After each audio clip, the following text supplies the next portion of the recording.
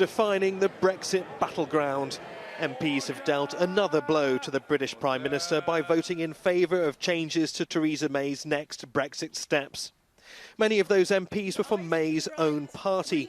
3 junior ministers have resigned after voting against the government. Ayes to the right, 329.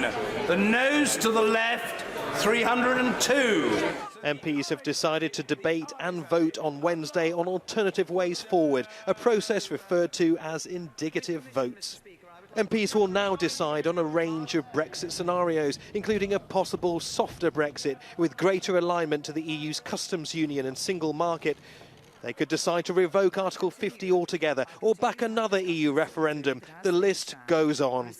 The aim is to test the will of Parliament in the search for an alternative plan to Theresa May's stalled deal.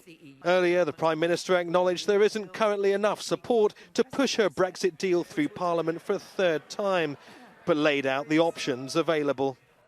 Unless this House agrees to it, no deal will not happen.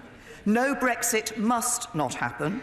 And a slow Brexit, which extends Article 50 beyond the 22nd of May, forces the British people to take part in European elections and gives up control of any of our borders, laws, money or trade, is not a Brexit that will bring the British people together.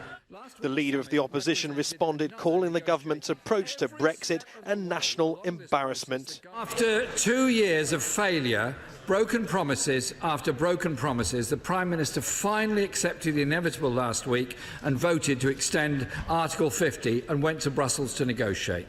Last week's summit represented another negotiating failure for the Prime Minister. Her proposals were rejected and new terms were imposed on her. If May's deal doesn't pass by April the 12th, no deal is still the default position for the United Kingdom. But Theresa May could still find a way out of this impasse.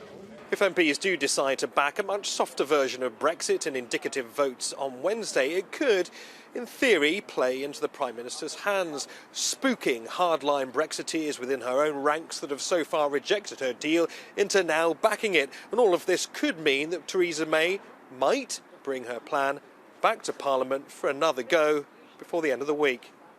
But it's a big gamble. It's been defeated twice already. A third defeat could be devastating for Theresa May's leadership.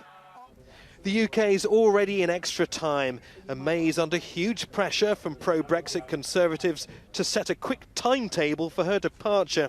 The withdrawal agreement was supposed to be the easy part of Brexit. Talks on the future trading relationship haven't even begun. Neave, Al Jazeera, Westminster.